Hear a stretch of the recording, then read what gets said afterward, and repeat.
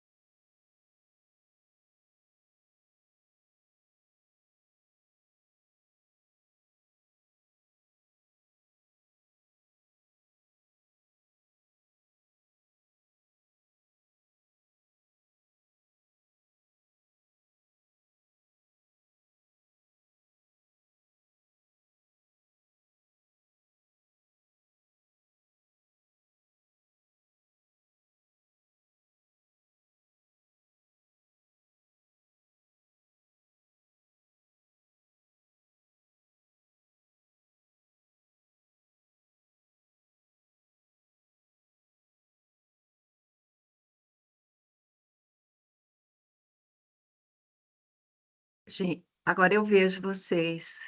Oi, Paulo, tudo bem? Oi, Alice. Vocês já estão vendo a minha tela? Oi, Kátia, tudo bem? Estamos Tudo, e vendo sim. você? Já estamos vendo sua tela. Então, tá bom.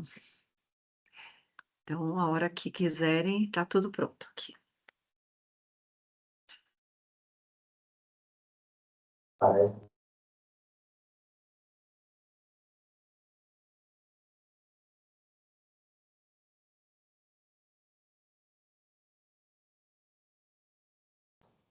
Kátia, eu vou pedir só para você fechar a sua apresentação agora, parar de compartilhar, porque aí eu vou fazer uma abertura antes, aí depois Tá a gente... bom.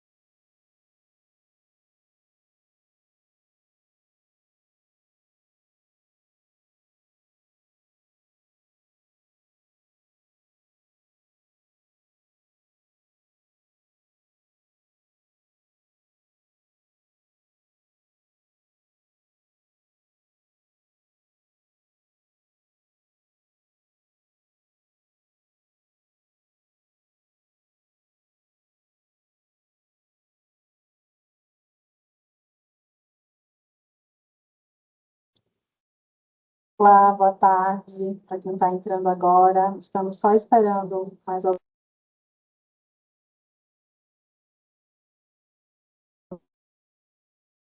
Olá, boa tarde a todos e todas. Estamos esperando algumas outras pessoas entrarem na sala. Já já a gente começa.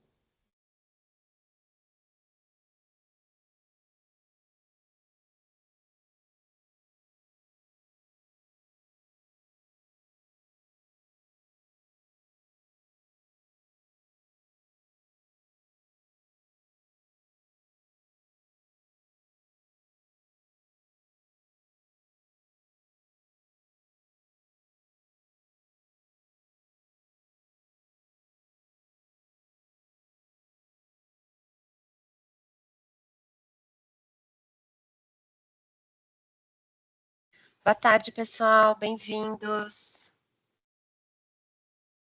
A gente teve um probleminha técnico, mas já estamos recebendo todo mundo. Obrigada por estarem aqui com a gente.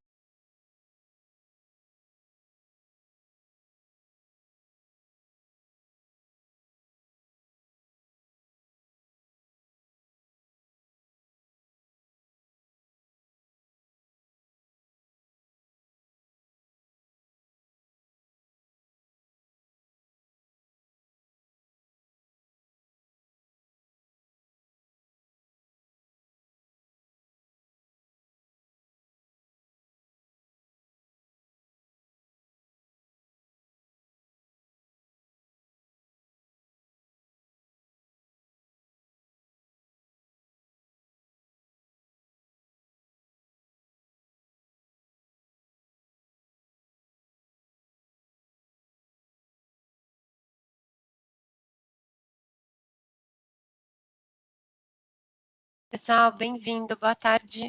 O pessoal tá entrando ainda. Nós tivemos um probleminha com o link, mas acabei de reenviar o link para os 1000 conselheiros inscritos. Acho que vale mencionar que a interação de vocês vai ser por meio, como a gente fez, né? Por meio dos QR Codes para tirarem dúvidas. Então, até por uma questão que a gente teve, um desafio que a gente teve na semana passada em relação aos microfones, a gente está nesse novo formato de webinário mesmo, para deixar os organizadores com o microfone aberto, tá bem? Bem-vindos, se quiserem colocando no chat de onde vocês estão, para a gente ir acompanhando por aqui, as regiões. Guaratinguetá.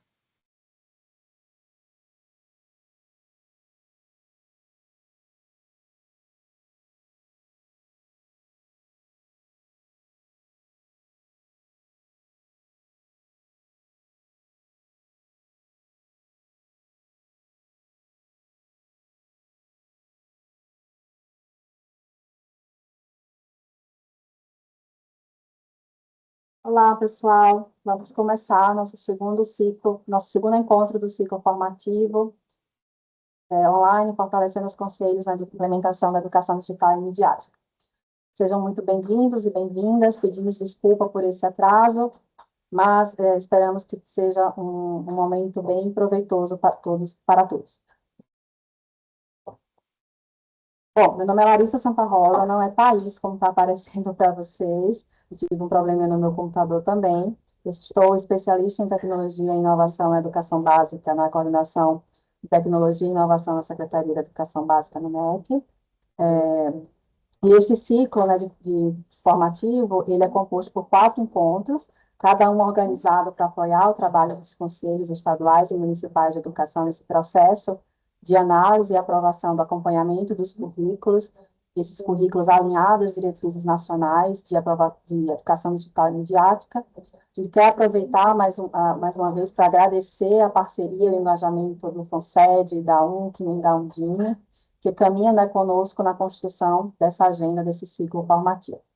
Nosso primeiro encontro teve uma visão geral dos conceitos, dos normativos que falam sobre a educação digital e midiática, e hoje o foco do nosso segundo encontro é compreender as etapas de avaliação dos currículos e o papel e o olhar que os conselhos precisam adotar para garantir essa qualidade pedagógica, essa coerência normativa e alinhamento dos currículos às necessidades reais, né, das redes e dos estudantes.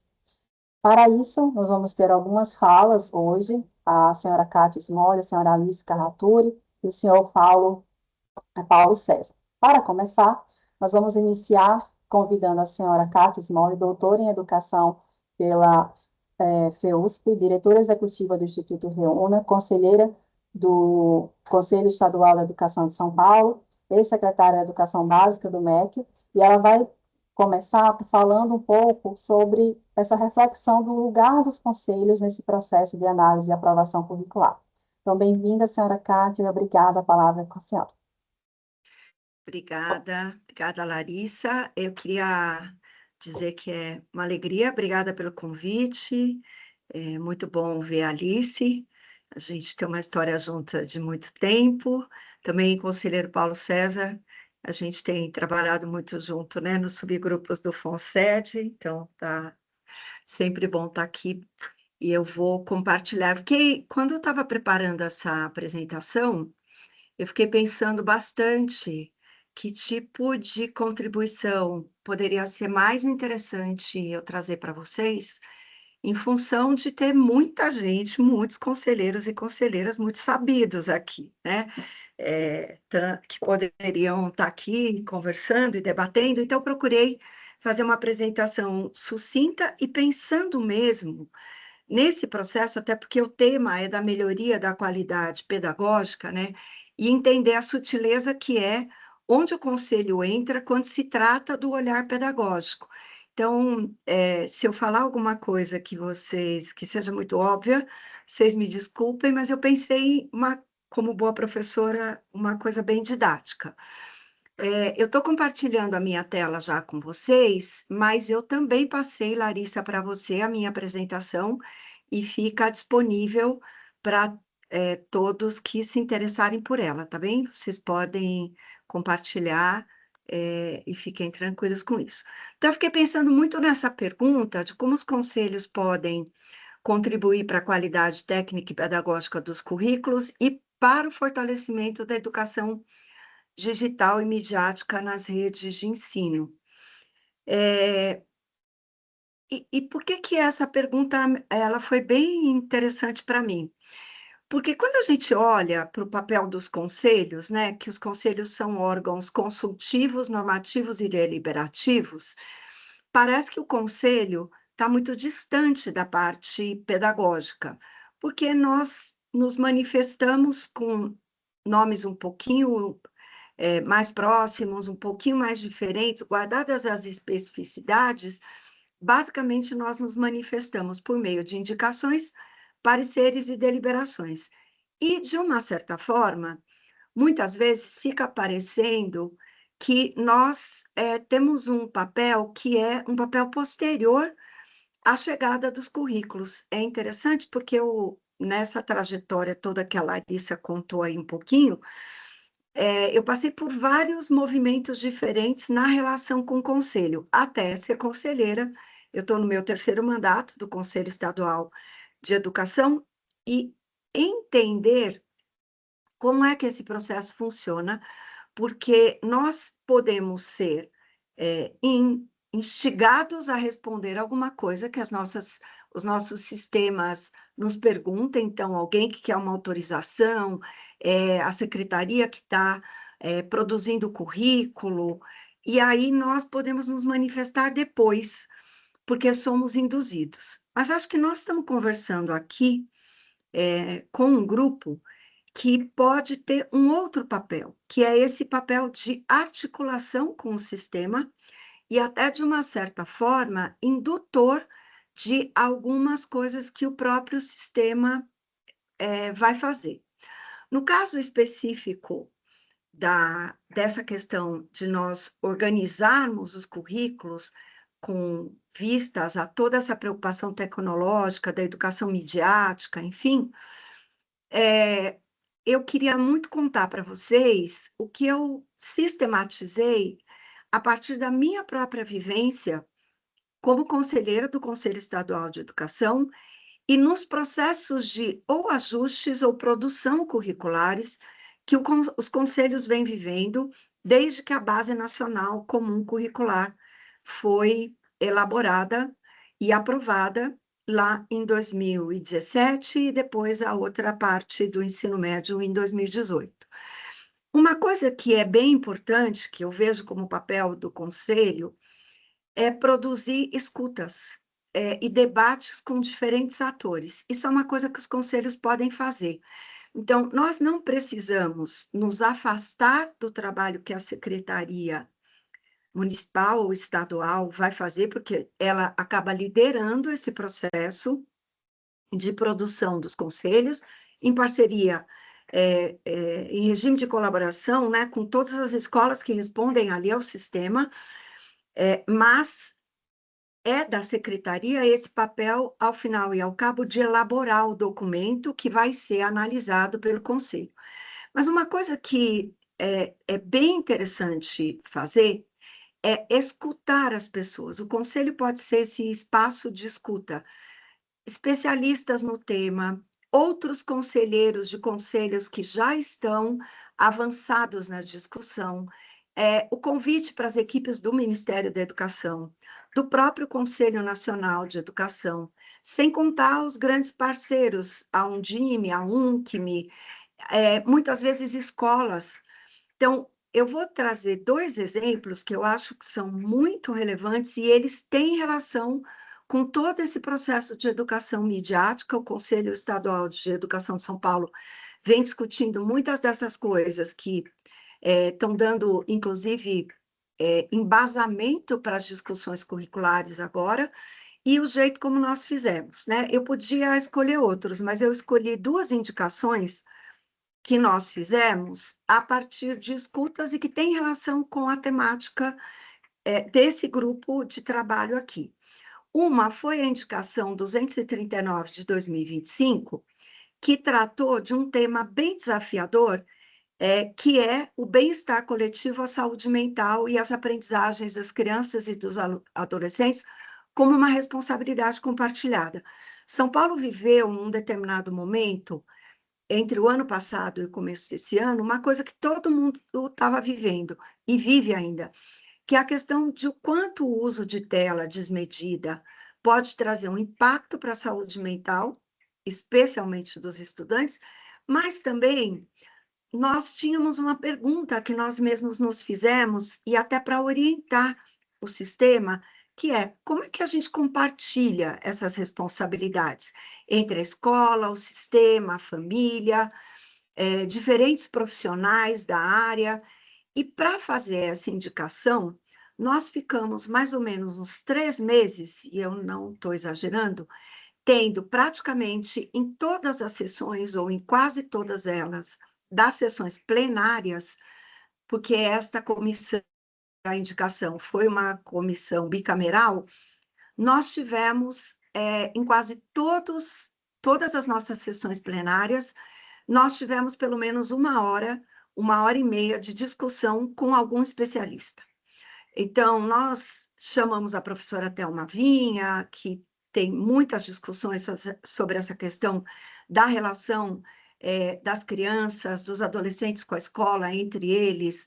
Nós tivemos a visita de um grupo de pessoas até de fora do Brasil, porque nós aproveitamos alguma passagem que elas estavam fazendo, inclusive próximas a ações do próprio Ministério, que também estava discutindo a política de educação midiática, trouxemos para essa discussão, e os conselheiros e conselheiras foram se alimentando daquelas discussões. Nós fomos nos formando melhor, trouxemos especialistas da área médica, da área de educação, da área de moralidade, ouvimos as escolas públicas, as escolas privadas. Essa escuta foi uma escuta muito ampla. E quando nós fizemos esse trabalho, nós também convidamos as equipes que são elaboradoras de currículo da nossa secretaria, eles ou de todas as outras organizações que quisessem participar. Então, quando essa indicação saiu, de uma certa forma, ela já tinha nos preparado melhor como conselheiros e conselheiras para podermos orientar o sistema.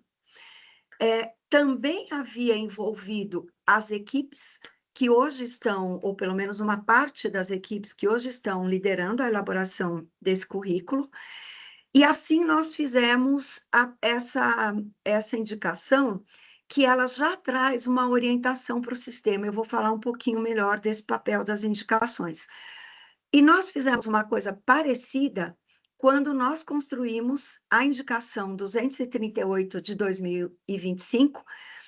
Vocês vão ver que elas foram muito próximas, porque os trabalhos foram, de fato, muito próximos, quando nós criamos as orientações para aplicação da nossa lei estadual, 18.058 de 2024, e da lei federal, 15.100 de 2025, que regularam o uso de telas nas escolas. Então, como é que a gente regulou isso? Que orientações nós estávamos dando para o sistema? O que nós dizíamos que as escolas tinham autonomia para fazer, outras coisas que elas não poderiam fazer. Então, eu deixei até depois os 2 links das indicações aí, porque o processo foi o mesmo, mas nós tivemos algumas escutas um pouquinho diferentes para a indicação 238 e a indicação 239. Para a indicação 238, por exemplo, nós conversamos com a deputada Marina Elô, que, no caso de São Paulo, estava liderando, depois ela apoiou também o trabalho que foi feito, liderado pelo deputado Renan Ferreirinha e por outros deputados parlamentares da Câmara Legislativa Federal, mas nós trouxemos e conversamos também com os parlamentares do nosso estado, que também trouxeram as preocupações, puderam ouvir as nossas, inclusive, e aí fizemos a regulamentação da indicação. Por que eu acho que, quando nós fazemos esse processo de escuta, ele é muito formativo, tanto para os conselheiros quanto para o sistema de um modo geral, né? Uma vez que, por exemplo, as nossas sessões, e eu creio que as de vocês também, elas são públicas e elas são transmitidas ao vivo, todo o conhecimento que o conselho produziu ali coletivamente, ele é disseminado para o sistema, não só enquanto a fala de algum convidado esteja acontecendo, mas também, e muito especialmente depois, as escolas podem usar, as próprias organizações que estão pensando modificações curriculares, de alguma forma podem organizar. Então, esse sistema de escuta de especialistas, seja ele presencial ou online, ele dissemina muito conhecimento, ele gera muito conhecimento e ele fortalece o sistema todo. E por que eu vejo que as indicações, elas são importantes? Primeiro, porque elas são documentos que refletem já uma posição de doutrina, doutrina aqui no sentido de legislação, de norma. Ela já vai mostrando para o sistema quais são as preocupações do conselho, que tipo de orientações ele está dando, que tipo de referencial teórico pode ser consultado para aprimorar os trabalhos de quem está elaborando os currículos. Então, é por meio dessas indicações sobre temas relevantes para o sistema estadual ou para o sistema municipal que o conselho realiza a sua vocação pedagógica, porque, de verdade, o conselho não vai escrever o currículo, né? Tem outras organizações do sistema, outros componentes do nosso sistema de educação que são responsáveis por isso. Mas quando nós fazemos uma indicação, a indicação já traz uma visão pedagógica, ela já traz alertas, ela traz, muitas vezes, concepções teóricas que vão ajudar a aprimorar a qualidade pedagógica do currículo. Então, o conselho, quando organiza um documento desse tipo, ele está dizendo quais são algumas diretrizes pedagógicas que também serão consideradas quando ele receber, então, o currículo para olhar.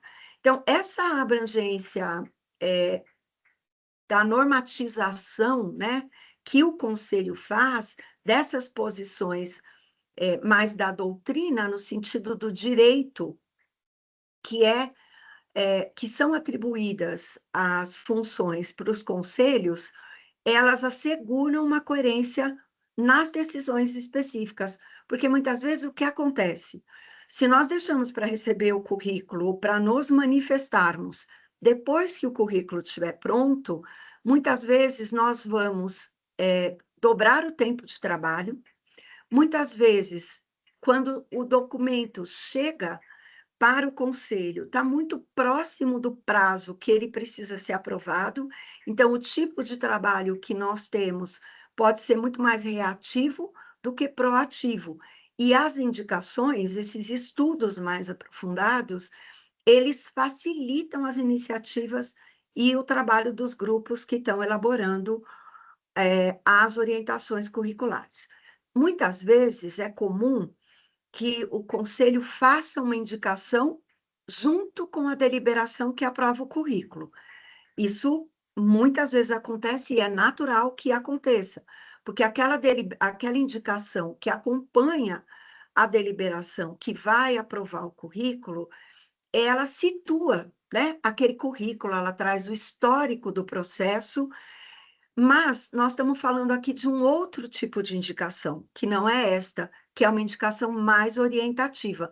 Não é que a indicação que acompanha uma deliberação não possa trazer orientações e situar pedagogicamente também as preocupações do conselho, mas nesta hora, esta indicação já está mais próxima do desenho da deliberação que vai aprovar o currículo. Então, às vezes, isso fica um prazo muito apertado. Então, eu quis trazer para vocês essa sugestão e contar um pouco da nossa experiência, porque justamente no nosso conselho, nós trabalhamos mesmo com essa ideia de que ser consultivo também é ser propositivo, mas nunca no lugar de se sobrepor a quem de direito elabora o currículo, mas sempre nesse lugar de ajudar o sistema a pensar o futuro antes que o futuro nos atropele, né? Porque nós todos os dias somos atropelados pelos nossos prazos, pelas coisas que nós temos, e é interessante porque a equipe da secretaria que elabora o currículo, eles têm milhares de coisas para fazer, assim como nós. Então, as coisas vão acontecendo mais ou menos tudo meio junto e misturado, porque as equipes que elaboram o currículo também fazem outras coisas. Então, quanto nós conseguimos fazer essas escutas, nós vamos já induzindo coisas que podem nos apoiar para que o currículo venha melhor, para que as nossas sinalizações importantes já possam ser dadas. Outra coisa que tem sido uma experiência muito gratificante é manter o diálogo constante com os responsáveis pela elaboração do documento curricular e dos ajustes curriculares. Então, a gente está vendo esse processo de elaboração desses currículos ou da revisão curricular relacionada à educação midiática, e é uma coisa muito interessante. Por quê? Porque já tem documentos curriculares prontos, como é que esses documentos entram, o que pode ser modificado, o que não pode. Então, quando o nosso conselho é chamado para nós dizermos, para nos avisarmos que logo vamos receber um currículo, muitas vezes nós também somos proativos de dizer, vamos marcar uma reunião com quem está elaborando o currículo. E no caso específico de educação midiática, eu e a professora Gislene Trigo, que é atualmente a presidente da Câmara de Educação Básica, nós compomos o comitê que discute o currículo. Então, de novo, a Gislene e eu não estamos elaborando currículo, mas nós estamos discutindo junto quais são as coisas que não podem ser descuidadas, quais são os aspectos que vão pesar um pouco mais se não aparecerem quando nós recebemos o currículo ou quando nós formos construir a indicação, que tipo de documento precisa nos chegar antes. Então, esse diálogo constante, que não nos coloca no lugar de elaboradores de currículo, mas nos coloca no lugar de apoiadores, já pode sinalizar, porque muitas vezes nós vamos precisar falar para esse grupo de legislação, às vezes todos entendem bastante, mas às vezes os conselheiros têm uma leitura que é um pouquinho diferente, então ajudamos a traduzir a legislação nacional, os aspectos que estão na própria Base Nacional Comum Curricular, e nesse caso em específico, a professora Gislene e eu tivemos um envolvimento muito grande com os documentos da base, então esse diálogo constante também ajuda. Algumas vezes indicamos para o próprio grupo elaborador de currículo outras pessoas com as quais valeria a pena conversar. Uma outra coisa que tem sido muito importante é nós anteciparmos agora o futuro, antes que ele nos atropele, mas pensando o seguinte, tá bom, o currículo está sendo elaborado aqui, isso aqui é tarefa da secretaria, mas o que é que o sistema vai precisar ter? Como é que o sistema vai precisar se preparar para que nós possamos, para que esse currículo chegue, entre e aconteça.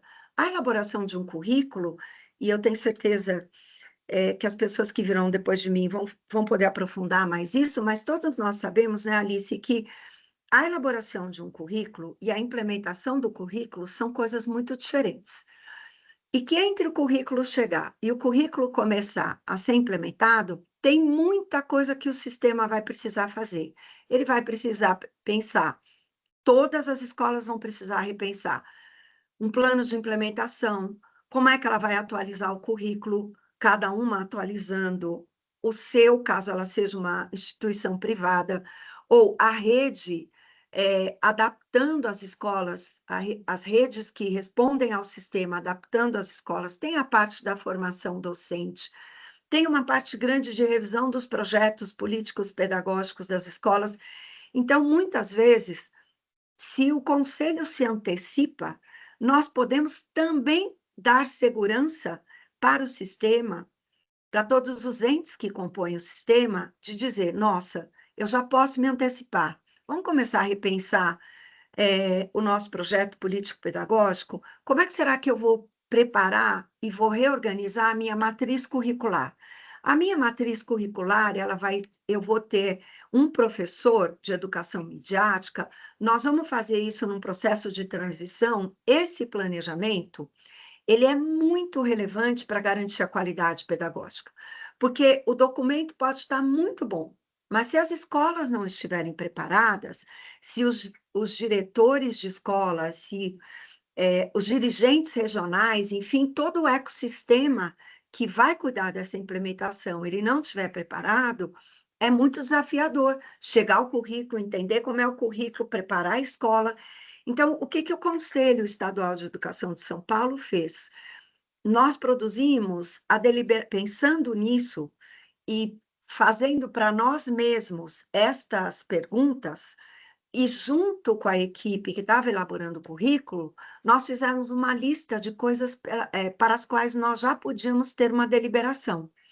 Então, nós criamos essa deliberação 233 de 2025, que o link também está aí, com diretrizes para a implementação da educação digital e computação na educação básica do sistema de ensino do Estado de São Paulo. O que essa deliberação fez? Primeiro, ela orientou quais são as outras normativas nacionais e estaduais que deveriam ser consideradas para a elaboração do novo documento e para todo o resto que vai ser feito de implementação. Então, por exemplo, essas duas indicações às quais eu me referi antes, elas apareceram aqui. Todas as leis, as manifestações do Conselho Nacional de Educação, outros documentos que podem ampliar a visão, então, estavam ali orientados. Ela define papéis e responsabilidades, porque muitas vezes o próprio sistema fica em dúvida, mas o que o Conselho faz? O que a SEDUC São Paulo faz? Como é que vai ser o regime de colaboração? Esse documento não é um documento da SEDUC São Paulo, ele é um documento que precisa ser feito em colaboração com a Undime, com a UNCME. Como é que as escolas privadas vão se posicionar e vão ser ouvidas nesse processo? Então, a deliberação também define papéis e responsabilidades. E ela apresenta o que deve ser garantido na elaboração do currículo. Então, lá já está explícito com todas as letras. As habilidades previstas na Base Nacional de Computação, essas não podem faltar.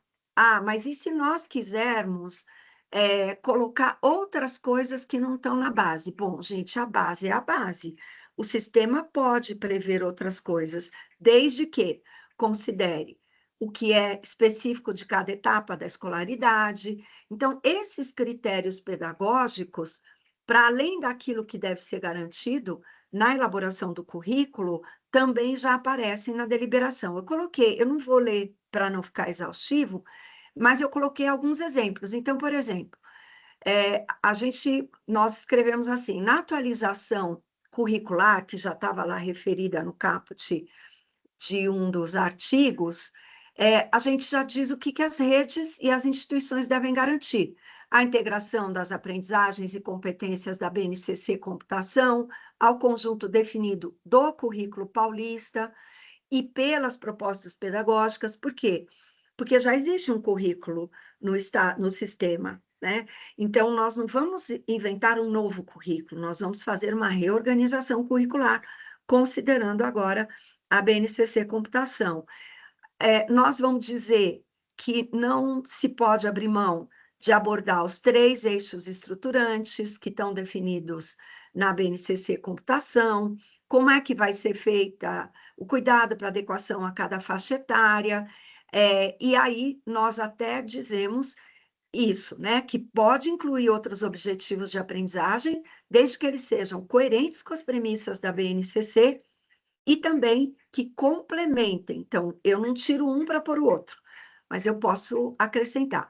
A outra coisa é que nós também dissemos ao sistema como é que pode ser inserido, como é que pode ser, desculpem, a inserção da educação digital, midiática e da computação nos documentos curriculares. Então, e aí nós estabelecemos 3 estratégias. Pode ser a inclusão de um capítulo, pode ser uma complementação das competências e habilidades que já estão ali no currículo paulista, e podem ser outras formas até, que cada instituição que for reorganizar o seu currículo faça, desde que estejam asseguradas todas as premissas e objetivos definidos na BNCC Computação. A outra coisa que nós fizemos foi antecipar ações futuras. Então, por exemplo, no artigo 3º, nós já vamos dizer para as escolas que elas vão precisar pensar nos seus documentos, como propostas pedagógicas, projetos político-pedagógicos, regimentos escolares. Por que, gente, a gente está falando de regimento? Porque, muitas vezes, as escolas vão optar, ou as redes de escola, por colocar um componente curricular, inserir a educação digital, midiática e da computação como um componente curricular. E aí o regimento precisa ser organizado. Por quê? Você vai precisar pensar tempos, propostas de avaliação, atribuição de aulas. Então, tem uma série de coisas que vão precisar compor o regimento. Portanto, nós vamos adiantando aqui para o sistema para que eles pensem, se eu for fazer desse jeito, eu tenho essas consequências de ajuste. Isso tudo funciona quase como um orientador de um plano de implementação, né? E aí, outro pedaço que nós fizemos, quais são os futuros de implementação? Então, o que é que você pode fazer na educação infantil, nos anos iniciais do ensino fundamental, nos anos finais e no ensino médio, e nós também vamos definir para o sistema quais são as especificidades. Então, por exemplo, essa deliberação, ela já mostra o seguinte, tem um conjunto aqui de objetivos, de conhecimentos esperados, de habilidades propostas, que nós vamos precisar garantir. Então, os curriculistas têm muita liberdade para fazer muitas coisas, mas tem algumas coisas aqui que o Conselho já está definindo que a gente não pode deixar para trás. E nós orientamos a formação continuada, porque nós achamos que como tudo no Brasil, que trata de educação básica, a formação docente, de fato, é um desafio, e na questão da educação digital, midiática e da computação, maior ainda. Então, nós dissemos aqui, precisa começar a pensar quem são esses professores, como é que eles serão formados para esse currículo que aí está, né? A outra coisa, eu já falei, já estou terminando, entrando na fase final da minha fala, que é acompanhar todo esse comitê de elaboração. Então, não é só estar no comitê, mas muitas vezes fazer algumas leituras parciais, participar das discussões dos resultados de consultas públicas ou leituras críticas, quando faz a leitura crítica, consulta pública, que as escolas leem, etc., muitas vezes precisa ter algum tipo de roteiro de leitura, então o conselho também pode discutir itens que deveriam estar ali colocados, vem os resultados, e aí tudo incorpora ao currículo. Como a gente define o que entra e o que sai, essa é a liberdade de quem está elaborando, mas muitas vezes a participação dos conselheiros e das conselheiras, eles permitem nós dizermos, olha, isso aqui podia ser prioridade, isso aqui nem tanto. Leituras parciais dos documentos que estão sendo feitos pela secretaria, muitas vezes elas nos permitem fazer algumas recomendações ou considerações que antecipam, melhoram muito a qualidade do que está sendo feito, sem dúvida, e também antecipam alguns problemas para que eles sejam resolvidos antes e não nessa urgência com a qual o documento acontece e chega para nós, né? E a outra coisa que tem sido uma experiência muito interessante no sistema, no Conselho Estadual de Educação, e aqui ainda não com educação midiática, porque nós estamos em franca elaboração, apesar de tudo que eu contei para vocês que nós já fizemos antes, mas a gente dialoga com o sistema depois da elaboração. De que forma? Muitas vezes fazendo orientações, junto com a Secretaria de Educação, orientações específicas para as regionais de ensino, para que os supervisores, os coordenadores pedagógicos, os diretores, então depende até da solicitação da Secretaria, mas o Conselho pode ser proativo nesse sentido, e aí nós vamos explicar para eles como é que toda essa documentação que eu mostrei para vocês, colabora para as reflexões e a implementação do que vai acontecer na escola, de diferentes pontos de vista, então, do ponto de vista normativo, do ponto de vista deliberativo, mas também aí consultivo pedagógico, né?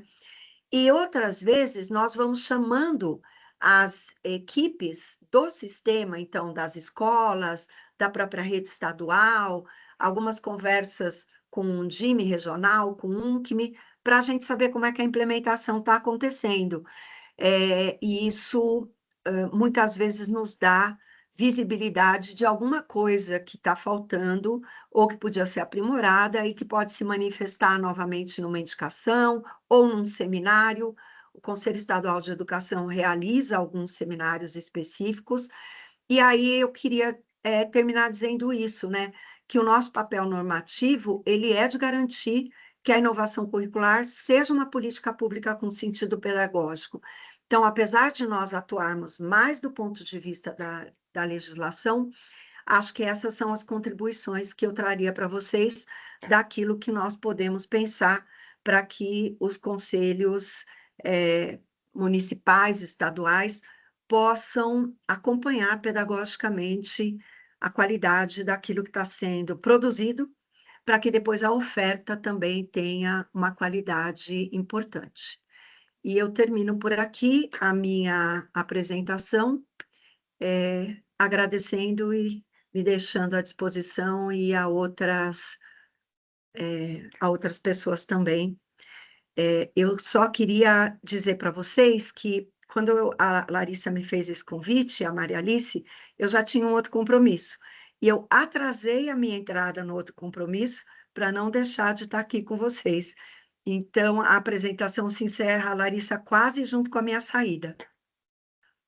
Obrigada, professora Kátia. Primeiro, agradecer por essa disponibilidade e o quão rico foi a sua fala. Acho que toda essa experiência prática, todas essas atividades, o mundo passando aqui pela cabeça, todos esses termos técnicos que precisam os conselhos, esse apoio, esse papel tão importante que os conselhos podem ter junto às redes de ensino. Então, fica aqui nosso agradecimento, porque acredito que tenha sido rico para todo mundo. Então, muito obrigada. Obrigada eu, gente. Bom final de reunião, mas eu sigo à disposição para outras conversas, tá bom? Obrigada.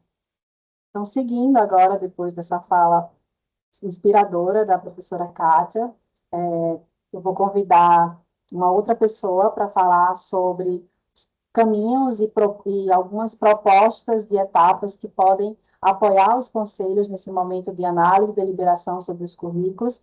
E Então, eu chamo a professora Alice Carraturi, ela é mestre e doutora em Educação pela Faculdade de Educação da USP, é cofundadora do Instituto IAEDU, foi conselheira do Conselho Estadual da Educação de São Paulo, diretora de Formação Profissional de Educação Básica do Ministério da Educação e participou do Conselho Superior da CAPES e foi responsável pela Base Nacional de Formação de Professores do MEC.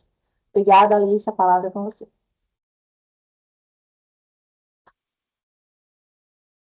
Está no mudo.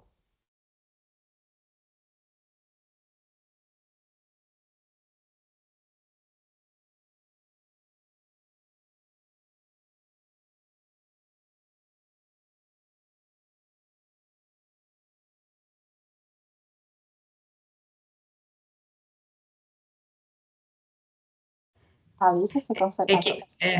Alguém me mutou, e aí quando eu começo a apresentar, eu não vejo mais aqui. Mas desculpa por isso. Eu quero agradecer, então, o convite, Larissa e Ana, por estar aqui hoje. E acho que a minha fala vai muito ao encontro do que a Kátia já trouxe, né? Então, acho que a gente vai passar por algumas coisas mais rápidas. Eu também vou fazer uma apresentação. Você já vê minha tela, não?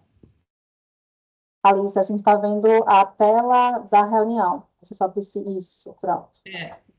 E agora, então, já foi para a apresentação, certo? Certo. Então, tá bem. Bom, então, aqui a gente vai falar de uma proposta, né? Para a gente pensar na educação digital, midiática e computacional nesse encontro de avaliação de currículo. E tomando muito em conta esse artigo 28, né, da resolução 2 de 24, que, na verdade, traz a Base Nacional Comum Curricular, a Base Nacional Comum Curricular de Computação e essa política de educação digital, midiática e computacional, que é mais recente. Então, a gente vai falar, então, dessas três grandes políticas que compõem o currículo hoje, né? Acho importante a gente pensar que a BNCC e a BNCC Computação são parâmetros, né? Elas são o norte, elas são o trajeto, mas elas são o caminho. E, na verdade, ela é mais uma estrada do que... ela é mais o ponto de chegada do que a estrada. E aí, se a gente for pensar, a BNCC, ela tem como alvo, né, a educação integral. Então, as 5 competências, as 10 competências gerais, elas são o fundamento de toda a Base Nacional Comum Curricular, né? Então, ela é o alvo que a gente quer atingir. E essa educação integral, que visa a formação do cidadão desse século XXI, não é? Outro princípio fundamental aqui da BNCC é a construção da sociedade justa, democrática e inclusiva, também os princípios da igualdade, equidade, diversidade e justiça social. E por que eu estou dizendo isso, né? Porque esses são parâmetros que a gente vai ter que analisar dentro dos currículos estaduais. E outros fundamentos que são bastante importantes aqui para a gente olhar na BNCC e na composição dos currículos, são esses fundamentos pedagógicos, né, que é o desenvolvimento de competências, que é o saber fazer e o saber saber, né, e o saber ser, e o compromisso com essa educação integral, que não é só o aluno do ponto de vista cognitivo e intelectual, mas também afetivo, social, físico, cultural, ético, né? Então, por isso que as 10 competências elas trazem esse sujeito do século XXI. Outro ponto são pressupostos que descendem desses primeiros, né, que é a progressão da aprendizagem, que a Kátia mencionou, que é o sequenciamento dos objetos de conhecimento, de habilidades de cada componente curricular para todas as etapas da educação básica, segundo a sua complexidade, ou seja, o mesmo conteúdo, ele vai se desenvolvendo conforme a sua complexidade ao longo dos anos da educação básica, né? E isso a gente vai chamar de progressão da aprendizagem. As metodologias ativas e estratégias diversificadas, elas trazem o protagonismo do aluno na aquisição do conhecimento, o uso de estratégias diversificadas também respeitando o ritmo e o estilo de aprendizagem de cada um, de cada estudante, a autonomia, a resolução de problemas, a cooperação, a criatividade. Um outro pressuposto é a abordagem construtivista, que considera que o sujeito, portanto, o aluno, aqui, constrói seu conhecimento por meio das interações com outros sujeitos e com o próprio meio. E a igualdade e equidade educacionais, que são pressupostos éticos, políticos e pedagógicos que são inegociáveis. E isso tem que estar no documento estadual, tem que estar no documento escolar e tem que estar nas ações pedagógicas das salas de aula, inclusive, não é? Bom, e aí a gente vai falar desses 3 pontos principais aqui que estão na BNCC, estão na BNCC Computação e estão na educação digital, midiática e computacional. E a inteligência artificial, gente, ela já está contemplada nesses documentos, né? Então, não é inventar uma coisa nova também. Então, a IA, ela já está no pensamento computacional, o pensamento computacional é necessário para a construção da concepção de IA, assim como o mundo digital e a cultura digital, a gente também trabalha com componentes de IA nessas 3 dimensões da BNCC de computação, né? Isso tudo constitui esse cidadão do século XXI. Então, o que a gente está falando se a gente vive nesse século XXI, esse século XXI é um século da sociedade da informação, a gente tem que trabalhar com essas ferramentas, a gente tem que dar essa oportunidade para que esses estudantes desenvolvam essas competências tecnológicas, para que ele possa conviver e ser um cidadão pleno nesse século XXI. Bom, apesar disso tudo, a gente pode visualizar também nesses documentos, desde a BNCC, uma flexibilidade curricular. O que significa isso? Significa que nós temos aprendizagens essenciais na base e que ela é um mapa. Qual o caminho que nós vamos seguir para alcançar aquele alvo, né? Nós podemos escolher o caminho. O que eu quero dizer com isso? Que a inserção dos conteúdos podem ser também locais e regionais, para essa melhor contextualização. Por isso ela é base nacional e ela não é guia, né? Então, o que a gente pode fazer é eleger quais, quando e como as habilidades e competências entram no currículo de cada rede. Porque a rede de São Paulo, que a Kátia cita agora, ela é diferente da rede do Rio Grande do Sul, que é diferente da rede do Ceará, que é diferente da rede do Amazonas.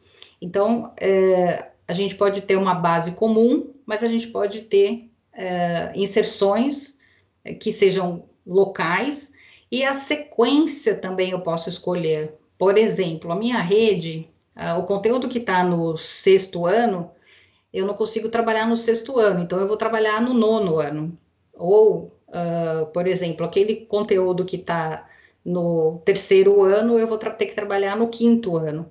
Enfim, o que eu quero dizer esse trajeto, esse caminho, a rede pode escolher. Por isso que é tão importante a gente observar aquelas competências e habilidades e a gente montar esse mapa, esse trajeto, de acordo com a realidade da rede. Não adianta a gente fazer como a gente fez lá em 2019, que é copiar e colar a BNCC e dizer que aquilo é o currículo, né? E não é.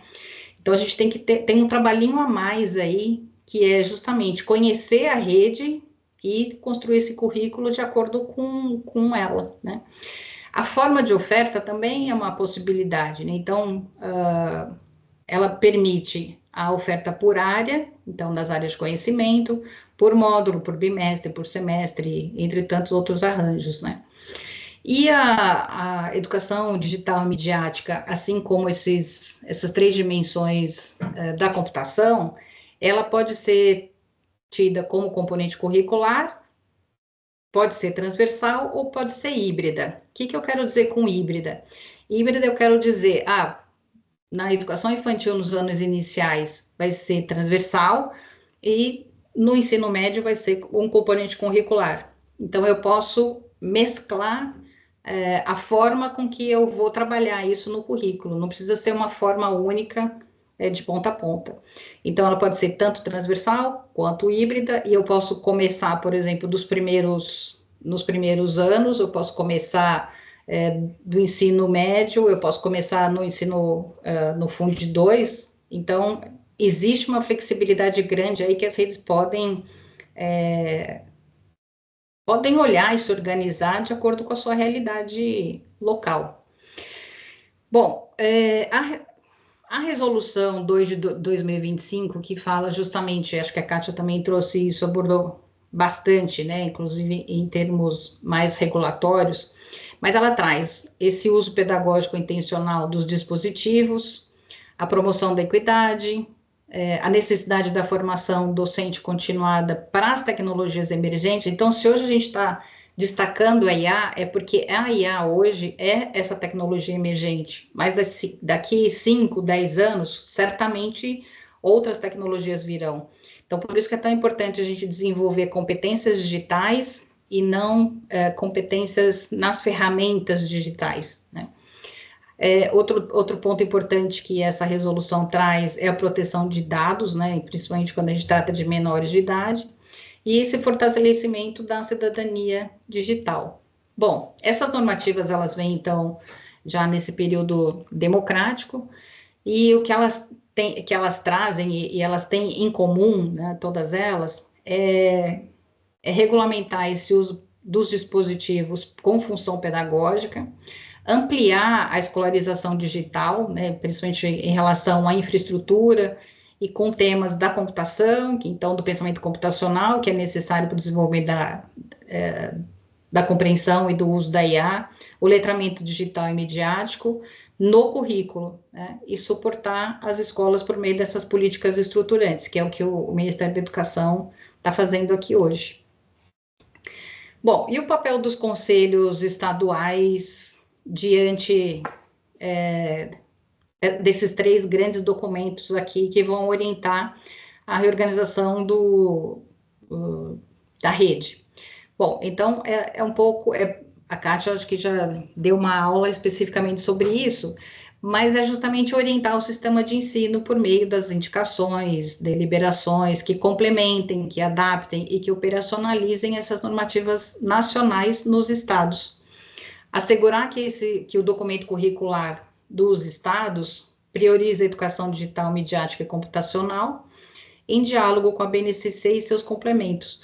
Ou seja, o que a gente está falando é que é um currículo único, não são 3 nem 4 currículos. É um único currículo que a gente vai agora fazer uma intersecção entre eles. Aqui eu trago uma possibilidade, uma sugestão mais de estrutura, de como é que os conselhos podem avaliar a conformidade com essas normativas nacionais. Então, partindo do pressuposto que é um currículo único, então, veja só, o pensamento computacional eu posso tê-lo na matemática, cidadania digital eu posso ter de forma transversal, enfim, mas é um currículo único que a gente vai apresentar. Aqui eu faço uma sugestão de checklist, de como é que eu vou ver se esse currículo, né, como conselheira, como é que eu posso olhar itens que sejam importantes para ver se eles estão ou não de acordo com essas normativas nacionais. Então, existe essa conformidade normativa, se ele cita explicitamente a BNCC e a BNCC Computação, se tem as 10 competências gerais, se menciona a resolução 2 de 25, aí um outro item estrutura curricular. Estrutura curricular, como é que essas habilidades estão codificadas, se estão codificadas de acordo com a BNCC e BNCC Computação, a integração da educação digital e midiática, se contempla os 3 eixos, se a educação digital e midiática é tratada como ciência e não como somente TIC, a orientação pedagógica, se o currículo enfatiza as metodologias, porque a gente também tem um trabalho grande, né, do desplugado das tecnologias e da IA desplugada. Então, é possível fazer isso, se está contemplado isso no currículo, a formação docente, a infraestrutura e a equidade, e a avaliação e o monitoramento dessas ações e desse currículo. Bom, aqui, então aqui ele é um checklist básico, né, que é para colocar se tem ou não tem, e qual é a observação que o conselheiro ou o conselho quer fazer para a rede de ensino que apresenta o seu currículo. E aqui eu vou apresentar uma sugestão de rubricas para avaliação dos currículos em 4 dimensões, que são pertinência, coerência, cumprimento normativo e competências e habilidades. Então, a gente vai falar de 4 dimensões em 4 níveis. Os níveis são insuficiente, parcial, adequado e excelente. E aí, o cálculo da conformidade, a gente pode colocar, por exemplo, notas de 1 a 4 e fazer um cálculo aí das médias. Mas aqui tem também uma sugestão de como é que a gente pode fazer essa rubrica e essa avaliação da conformidade com essas normas nacionais. Então, a dimensão pertinência. Quão adequado o currículo está em relação ao conjunto das orientações normativas? Então, está alinhado à BNCC? Então, o nível 1, insuficiente, significa normalmente está ausente, não tem. Parcial, ele está muito genérico, não dá para entender o que está sendo dito aqui, está um pouco confuso. Adequado, inclui as competências gerais, tem as habilidades principais, ou então o nível excelente. Então, o nível excelente está super coerente, tem todas as competências e habilidades necessárias e está contextualizada no território, né? Então, eu não vou também me ocupar aqui de ler um item por item, mas só para a gente ter uma ideia de uma sugestão de avaliação de currículo por rubricas, né? O nível 2, a dimensão 2, então, é coerência. Quão coerente o currículo está em relação à concepção pedagógica da BNCC?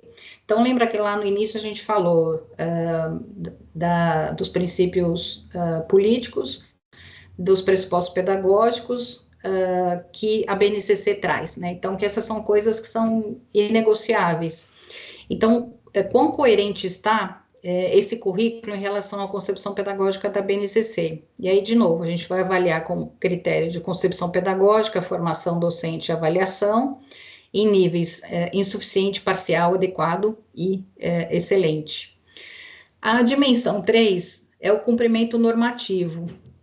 Quanto o currículo está aderente às normativas nacionais? Então, como critérios, nós temos referência às normas, implementação com prazos, porque o currículo precisa ter também esse cronograma de implementação, né? E a infraestrutura e equidade. Então, se existe previsão de ter infraestrutura necessária para educação digital e midiática, se não tem previsão, ou se está de uma forma muito genérica, então tudo isso a gente consegue minimamente olhar, né? E a dimensão 4, competências e habilidades. Quão organizadas e progressivas estão as competências e habilidades dispostas no currículo? Então, nós vamos ver as competências gerais da BNCC, as habilidades específicas da BNCC e da BNCC Computação, e das habilidades da BNCC e da BNCC Computação, né? Também nos níveis 1, 2, 3 e 4, para olhar se elas estão ou não aderentes a essas normativas nacionais. Bom, e aqui eu finalizo dizendo que um currículo digital hoje é um currículo cidadão, porque para ser um cidadão no mundo digital é preciso a gente desenvolver essas competências digitais e nós precisamos fazer isso para os nossos alunos. Eu termino aqui a minha apresentação e fico à disposição para questões, para perguntas ao final daqui do trabalho.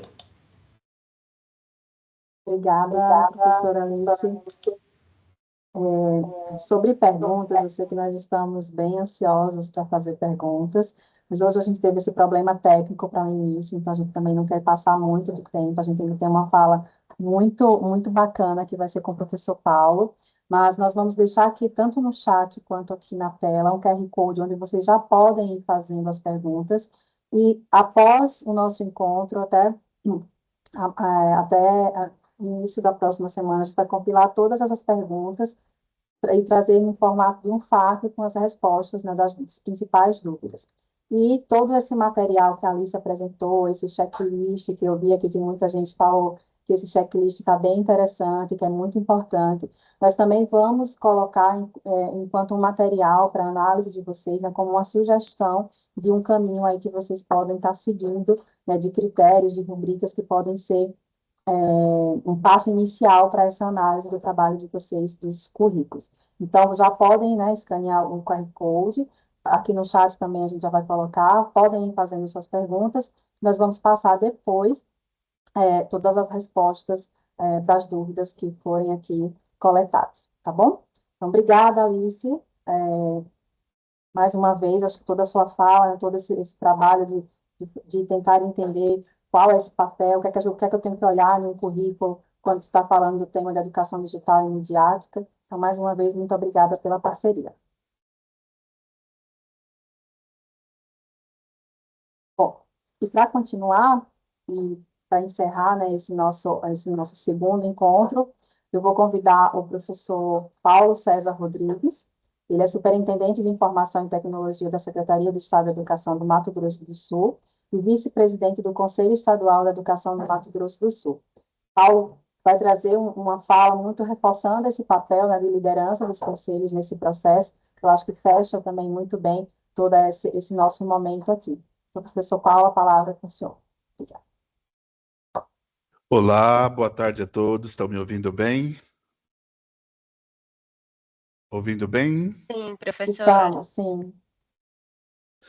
Primeiro, agradecer pelo convite, né, de estar aqui, parabenizar aí as antecessoras pela fala, né, foram 2 aulas extremamente complementares que Kátia traz toda a questão ali de como o papel do conselho e a professora Maria Alice traz todo um conjunto ali de como fazer isso, né, nesse momento tão importante aí de implementação dessa BNCC Computação que a gente está vivendo. Eu vou transitar aqui entre duas pessoas bem distintas, né? Muito do que eu ia trazer, Kátia já bem pontuou, tem alguns pontos ainda que eu quero levantar, mas eu vou estar aqui transitando para vocês entenderem bem. Eu sou vice-presidente do Conselho Estadual de Educação do Mato Grosso do Sul, mas também, como foi dito, eu sou o superintendente de Informação e Tecnologia aqui da Secretaria de Estado de Educação do Mato Grosso do Sul. Então, está sob a superintendência que eu estou à frente a elaboração do currículo e eu vou trazer um pouco de como foi esse processo. Mas antes da minha fala, né, eu queria cumprimentar muito carinhosamente aqui, né, o pessoal do MEC que está aqui e fazer uma fala que, a meu ver, talvez seja muito importante. Parabéns, a palavra é essa, parabéns por essa iniciativa. Eu estou no conselho já há algum tempo, né?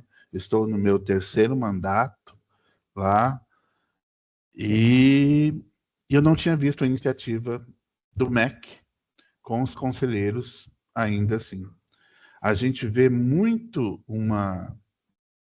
nesse nível, né? Lógico, você chega à legislação, tem toda a tratativa com o CNE, mas diretamente tratando aqui com os meus pares, que eu estou vendo aqui, nós temos mais de 200 pessoas aqui entre conselheiros, é a primeira vez. Pelo menos do meu tempo de conselheiro, eu não via isso. Trazer esse tipo de conversa aos conselheiros é extremamente salutar. A Kátia bem pontuou aí a questão do papel dos conselhos, né? A questão normativa, deliberativa, consultiva. Ela só não citou algo que eu acho muito importante também, que é o papel de fiscalizador, né? A gente acompanha, a gente avalia a execução das políticas públicas, a gente garante o cumprimento das normas educacionais e o direito a uma educação de qualidade. Então, a gente tem um papel de fiscalização muito grande. E com relação à implementação da BNCC Computação, como outras políticas públicas educacionais que a gente vem implementando, converso muito, eu tive na reunião com a Ana Del Fabro, que está aqui acompanhando a gente, essa semana ainda em Brasília, na Semana de Educação Midiática. Então, assim, reforcei o que eu disse aqui, estou dizendo aqui, que é trazer esse tipo de formação para os conselheiros. Quando eu vi a Kátia falando ali da realidade de São Paulo, talvez ela não saiba, né, o quão a realidade de alguns conselhos estaduais e da maioria dos conselhos municipais, né? Quando ela diz ali que a reunião dos conselheiros está sendo transmitida ao vivo, né? Porque a gente sabe que ela é uma reunião pública, né? E está sendo transmitida ao vivo ali para toda a sociedade. Gente, isso não é a realidade dos conselhos na maioria do país. E que bom que São Paulo está nesse patamar. Aqui no Mato Grosso do Sul a gente não faz essa transmissão ao vivo, e eu imagino que a imensa maioria dos conselhos não fazem também. Então, assim, existe toda uma questão regional aí. E quando eu vejo uma reunião desse nível, eu percebo muito assim que há uma maior participação do CONSED, que é o Conselho Nacional dos Secretários Estaduais de Educação. E talvez não tão como deveria ser do FONSED, né, que são os presidentes aí, e a própria UNCM, né, dos conselhos municipais. Gostaria de ver muito mais, porque, querendo ou não, a gente sabe que não existe uma hierarquia entre CNE, os conselhos estaduais e os conselhos municipais. A gente age em consonância. Mas, ao mesmo tempo, né, o que a gente precisa? A gente precisa muito dessa relação de completude. Não há uma relação de subordinação de um conselho ao outro. Isso é muito importante destacar. Nossos conselhos são autônomos, né, dentro das nossas esferas de atuação, né? As normas precisam respeitar as diretrizes nacionais, a gente sabe muito bem disso. Não pode haver, né, aquilo que nós chamamos de sobreposição de competências, a gente entende muito isso. Agora, que realmente falta e que a gente precisa, até para qualificar o trabalho dos conselheiros, essa é a palavra, para que o trabalho seja um trabalho muito mais qualificado, a gente precisa eu penso que ainda falta uma formação técnica e continuada para os conselheiros. Vocês sabem todos que é um órgão colegiado. Eu aprendi a ser conselheiro no conselho, né? Você aprende ali, e na luta diária, como a Kátia bem disse, né, fazendo pareceres, resoluções, e uma série de documentações que você é obrigado a estudar ali dentro do conselho, porque a sua responsabilidade é muito grande. Afinal de contas, a gente está falando, né, de educação pública.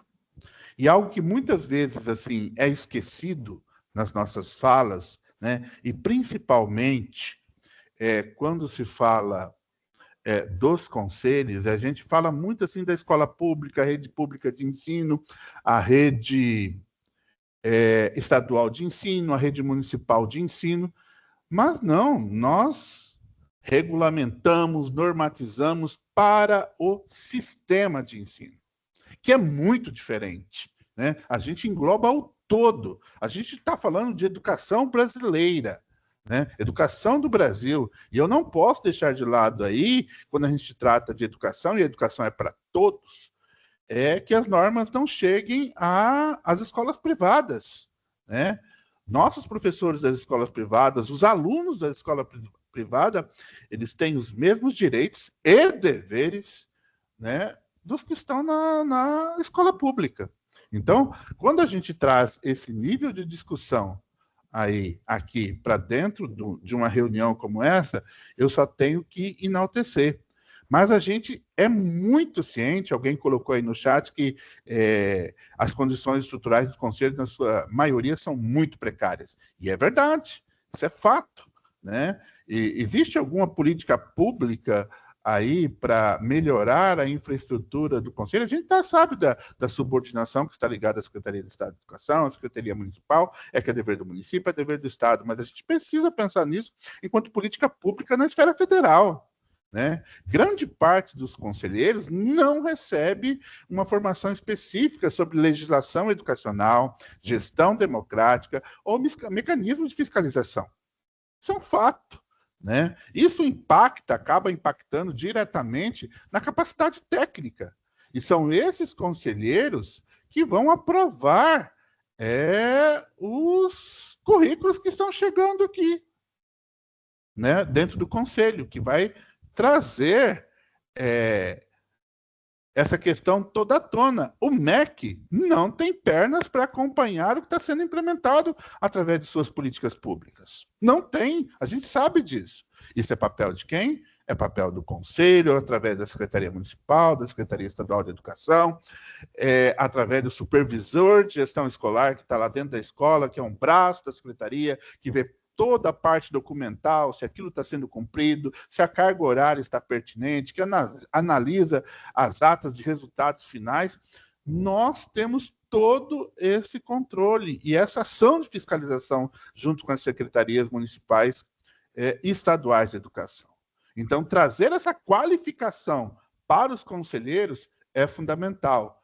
Quero que você leve, eu não sei se a Anitta está aqui, mas a Ana está aqui, o pessoal do MEC está aqui.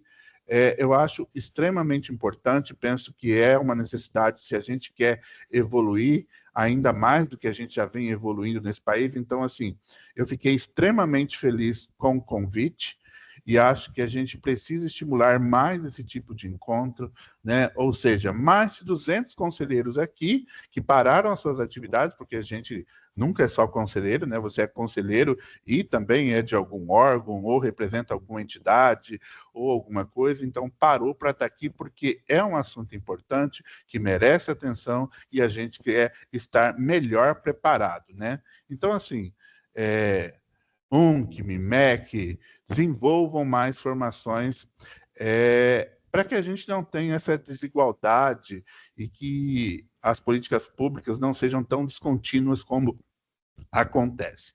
Agora eu quero, assim, depois agora desse desabafo, desculpe o desabafo, mas é mais uma sugestão, eu vou apresentar aqui como é que nós, que muito dentro daquilo que a Kátia trouxe, muito do que a Maria Alice trouxe na fala dela,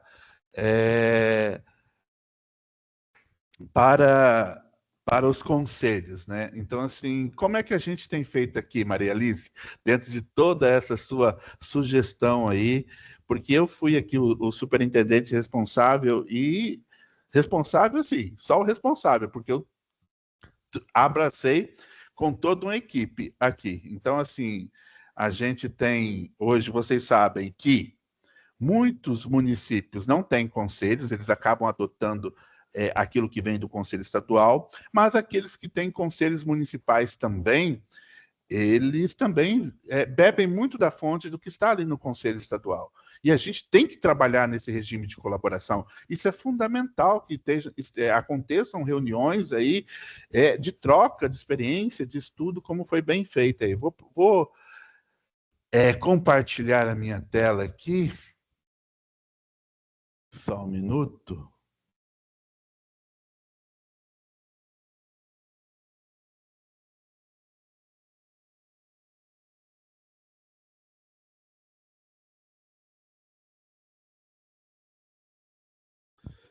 Estão vendo?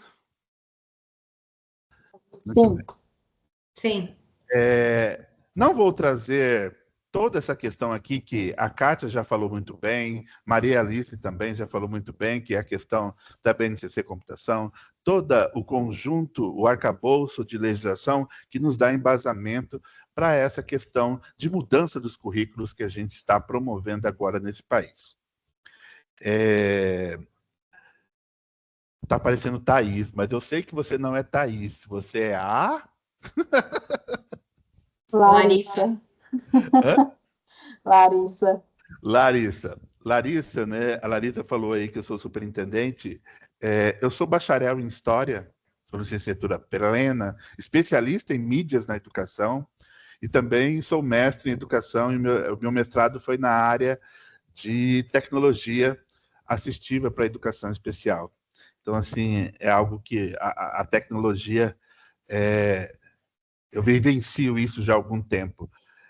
Eu estou há tanto tempo trabalhando com tecnologia, Maria Alice, que eu vi o Proinfo nascer e vi o Proinfo morrer. Então, por aí você já vê aí a minha idade, aí há quanto tempo que eu já estou nessa caminhada. E aí, aqui, para trabalhar isso, para que isso fosse verdadeiramente efetivo, e a gente percebe na fala quando a gente chamou os secretários municipais para discutir o currículo, porque a gente convocou a Undime, a presidente da Undime, convocou não, chamamos ela para uma conversa, reunimos todos os secretários municipais de educação aqui do Mato Grosso do Sul e falamos os riscos que como a Ana sempre lembra aí, olha, a não aprovação e a não implementação, isso vai impactar no recebimento dos recursos, principalmente o VAR que está aí nas portas, né? Então a gente precisa estar embasado aí. E a gente não quer, né, como a Kátia bem pontuou e a Maria Alice, que seja um papel elaborado pela Secretaria, né? Mais um documento que fica lá na escola e sem aquilo ser utilizado de forma efetiva, que seja implementado de forma efetiva. E nas nossas conversas, a gente percebeu que muitos municípios eles nem sabiam que poderia fazer isso de forma transversal. Todo mundo começou a achar que tinham que criar uma disciplina, né, nova. Mas espera aí, sendo uma disciplina, quem é que vai ministrar aula? Quem que vai elaborar o currículo desse pessoal aí? Quem vai elaborar as matrizes curriculares para isso, né? Então, tem toda uma questão muito específica aí que a gente precisa trazer ao debate. Então, aqui no Mato Grosso do Sul, a gente optou por a criação de um volume anexo, né? A gente vai fazer de forma transversal, e nós denominamos ele de Educação Digital, Midiática e Computacional. Mas a gente já vem trabalhando isso há muito tempo. A BNCC, como a Maria Alice bem apontou ali, ela já traz a competência número 5 lá, ó, há algum tempo que a gente já deveria estar muito com isso incorporado e desenvolvimento do pensamento computacional, mesmo que de forma desplugada, né, Maria Alice, onde não há recurso, é uma possibilidade, sim, não ouvir essa questão, mas eu não tenho infraestrutura. Meu amigo, você consegue desenvolver até IA de forma desplugada e pensamento computacional. Então, tudo é possível a depender de como você quiser e como você tiver. Daí a necessidade de, lógico, estudo e formação. O nosso vai ser de forma transversal, como eu disse, mas a gente tem, nos anos finais do ensino fundamental das escolas em tempo integral, a gente vai ter um componente. Então, a gente está fazendo aí algo meio híbrido, mas a proposta futura, sim, é um componente curricular. Então, nesse momento aí é um terceiro caderno, mas de forma transversal. Mas como isso? A gente não queria um documento nascido na secretaria. Nasceu na secretaria, está aqui, bonitinho, leva para o conselho, vamos aprovar. A gente queria que nascesse na escola. É lá que ele precisava nascer, e para isso a gente criou grupos de trabalho, por componente curricular, né? E aqui no Mato Grosso do Sul, na rede estadual e em muitos municípios, a gente tem um diferencial, que é muito interessante.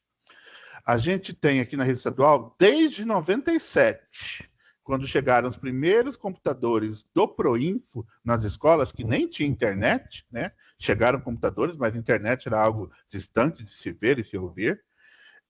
A gente tinha uma figura que era chamado de professor de sala de tecnologia, depois ele se chamou Progetec, hoje ele se chama PCPI, professor coordenador de práticas inovadoras. A gente tem em 100% das escolas da rede estadual um profissional de 40 horas, né, tem que ser professor, é processo seletivo, simplificado, ele tem que demonstrar conhecimento de tecnologia, o PCPI, e ele está ali para dar suporte com relação a essas tecnologias que estão dentro da escola.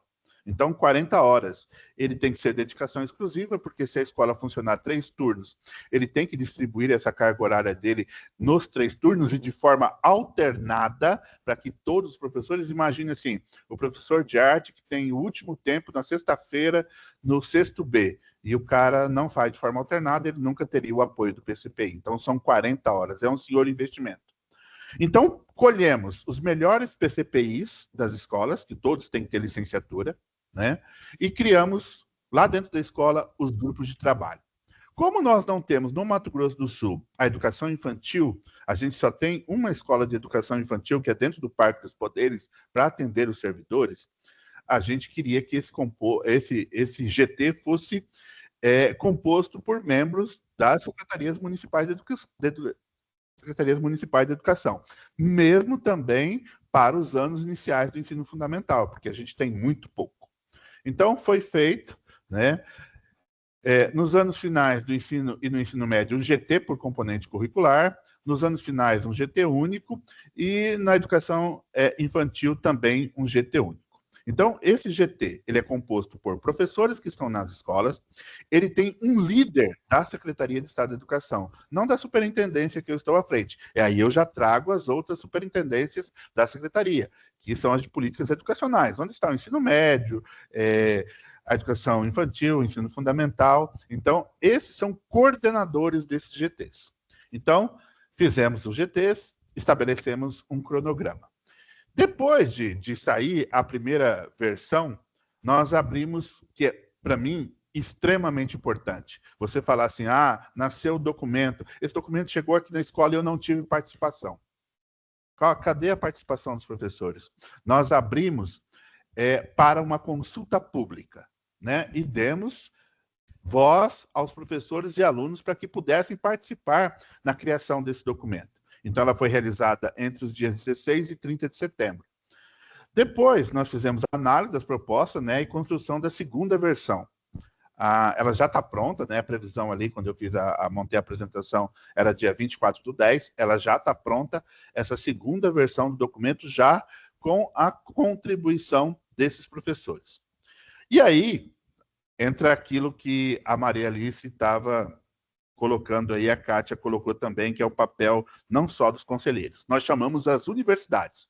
Tanto a Universidade Federal daqui do Mato Grosso do Sul, campus de Campo Grande, trouxemos o IFMS também, porque ele tem um curso de licenciatura em informática, e muitas vezes vai ser essa pessoa que vai estar lá ministrando as suas aulas. E foi o campus de Jardim, e a UEMS também tem um curso de informática, nós trouxemos o campus de Nova Andradina aqui. E chamamos um parceiro fundamental para essa leitura crítica, a Fundação Telefônica Vivo. Então, toda essa documentação, ela ia ser lida por esses especialistas e ali apontar tudo que estava ali pertinente ou não. Análise das propostas e construção da terceira versão. Então, ela está prevista para ficar pronta dia 17/11. Estamos com o prazo extremamente apertado. E envio da versão final para o Conselho, a previsão é que a gente envie até dia 24/11 para aprovação. Então, assim, essa questão de estar ao mesmo tempo na Secretaria de Educação, conduzindo esse processo e conversando com os meus pares do Conselho Estadual de Educação, facilitou muito o processo, até para a gente qualificar a aprovação desses documentos que estão vindo dos municípios, né, aqueles que não adotaram. Porque nós tivemos aqui, a gente tem 79 municípios dentro do Mato Grosso do Sul. A gente é grande territorialmente, mas pequeno demograficamente, né? A gente é muito espalhado. E 36 prefeituras já sinalizaram que vão adotar o nosso, né? Através de formalização, já encaminharam ofício que vão adotar a nossa forma de trabalho. Em paralelo, e aí entra algo que a Kátia bateu muito na fala dela, e é algo que nós achamos muito importante. Formação continuada para implementação do currículo, né? E isso vai acontecer no ano de 2026, como vocês aí nas suas secretarias e nós aqui também.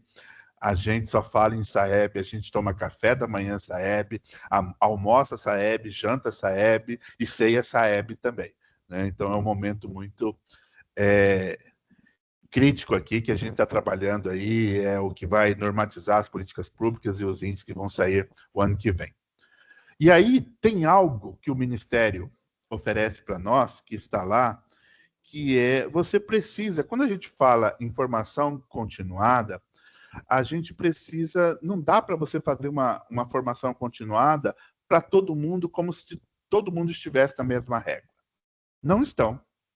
Ao mesmo tempo que você tem o professor ali, que está ali trabalhando ainda com o Office, entendendo Word, Excel, PowerPoint, tem o professor que já está lá na frente trabalhando com Google for Education, com Google Workspace, com inteligência artificial na sua sala de aula. Então, assim, como é que a gente vai saber como que está o nível desse professor no conhecimento relacionado à tecnologia educacional e suas aplicações? Então, existe o autodiagnóstico, que é uma proposta do Ministério da Educação. A gente já rodou, a gente deu uma pausa, a gente lançou e deu uma pausa por conta do SAEB. Mas a gente já tem aí um número, né, de respostas aí que já passaram de professores no estado do Mato Grosso do Sul. A gente tem um total de 31.158. 7.227, ou seja, 25%, já responderam. Da rede estadual, a gente tem 4.588 aí, 35% já responderam. Mas, se você analisar aqui o gráfico, você vê que é algo crescente. E a hora que acabar a prova do SAEB, a gente vai intensificar para que esse professor faça o seu autodiagnóstico, para a gente saber como elaborar uma trilha formativa para esse professor. E aí entra um parceiro fundamental novamente, que é a Fundação Telefônica Viva. Ela que já implementou isso em outros estados, já tem um know-how muito bom para essa questão da formação dos professores.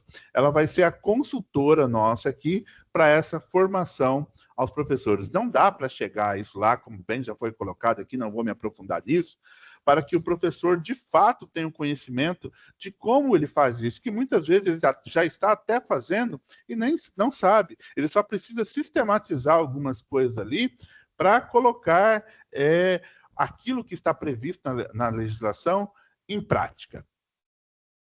Lógico, resultados aqui quantificados e alguns desafios, né, que a gente tem. A gente teve 1.881 contribuições docentes na primeira versão do currículo. Ou seja, muita gente e contribuições consistentes, né, naquele período ali que a gente abriu para consulta pública. Então, muita coisa ali foi aproveitada na segunda versão, né? Então, já trazendo proposições de professores e alunos. 34 municípios no regime de colaboração para a implementação do currículo. Então, isso aí já está ok. A gente envolveu 4 instituições parceiras, né? Sendo uma fundação e 3 IES. Então, isso também é muito positivo, porque não é algo que foi pensado e criado somente pela equipe aqui da Secretaria. Então, a gente envolveu a escola, as instituições de ensino superior, e na consulta pública estava aberta até para os alunos contribuírem, e a gente teve muita contribuição de alunos. Qual que são os grandes desafios para nós agora? Atingir 70% do corpo docente, né, no autodiagnóstico de saberes digitais, está disponível aí, se não me engano, no AvaMec, para que você possa rodar na sua rede municipal. Entre em contato com o MEC, eles são super atenciosos em nos atender para que você possa rodar esse autodiagnóstico dentro da sua rede.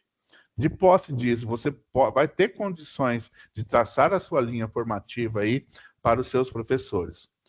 E Desafio: fornecer essas trilhas de aprendizagem por níveis de saberes digitais, né? Porque há diferentes níveis de saberes digitais dentro das redes. A gente sabe que, nesse país de dimensões continentais, existem inúmeras situações que a gente, às vezes, nem acredita, né? E, pela primeira vez, a gente está trabalhando, a gente fala porque, de certa forma, eu me sinto partícipe dessa questão, é a grande inovação que o MEC está dando com gestão presente, né? O PED-MEIA, ele vem, a gente começa a colher dados do ensino médio para poder pagar os beneficiários do PED-MEIA, mas a gente percebeu que nós não tínhamos ainda uma cultura de dados sistematizados. Então, gestão presente vai vir aí, porque pela primeira vez se pensa em ter dados da educação infantil até a pós-graduação. Imagine se a gente tiver esses dados, como a gente pode contribuir em sistemas preditivos, aí, com uso de inteligência artificial, transferências de alunos de uma rede para outra. Então, vai ser um grande passo e a gente está apoiando muito esse sistema de inovação aí do Ministério da Educação. Então, assim, eu parabenizo muito a Anitta, a Ana, que... A Ana nem sorri direito, gente. A Ana, assim, ela tem uma cara séria de tanto que ela trabalha. Parece que ela está, assim, ligada ali no 220 o tempo todo. Então, gente, esse é um pouquinho aqui do que a gente está fazendo aqui. Vamos aprovar, vamos acompanhar isso, vamos dar formação para esses professores. O Conselho Estadual de Educação, enquanto isso, é super parceiro nesse acompanhamento. Querendo ou não, é você ali nas câmaras, né, CEPS e SEB, dos seus conselhos aí, Educação Profissional, Ensino Superior e a Câmara da Educação Básica. A gente tem que estar em consonância, porque, querendo ou não, somos nós ali que somos à frente de trabalho junto do que está acontecendo ali dentro das escolas. Então, parabéns para essa iniciativa, agradeço muito. Vou deixar aqui os meus contatos, né? Está aqui meu e-mail, meu WhatsApp.